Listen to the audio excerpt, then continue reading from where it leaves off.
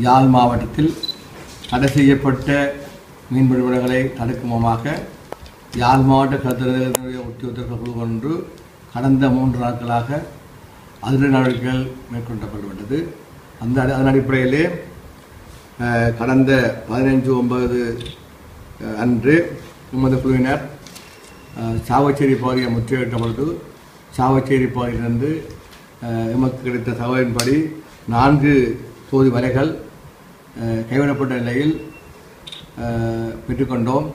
அதையடுத்து மறுநாள் 17ஆம் தேதி அதே குழுவினர்கள் சாவச்சேரி டவுன் நகர பகுதியையும் தொடர்ந்து சாவச்சேரியுடைய தரங்குளவு பகுதியையும் முற்றுகையிட்டனர்.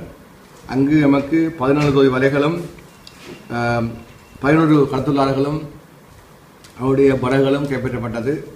இந்நடவடிக்கையின் போது அவர்களை நீதிமன்றத்தில் ஆஜர்படுத்தப்பட்ட பொழுது அவர்களுக்கு தலா 25,000 ரூபாய் குற்றப்பணம் வழங்கப்பட்டு அவருடைய படகுகளையும் ஏனைய பொருட்களையும் நமது பொறுப்பில் தரப்பட்டுள்ளது.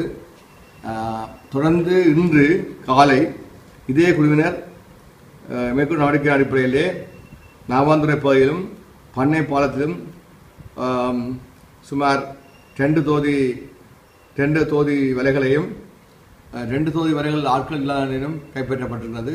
இவர்களை எல்லாவற்றையும் இன்று நாங்கள் நீதிமன்றத்துக்கு பாரப்படுத்த உள்ளோம். இந்நடவடிக்கை தொடர்ந்து கொண்டிருக்கும்.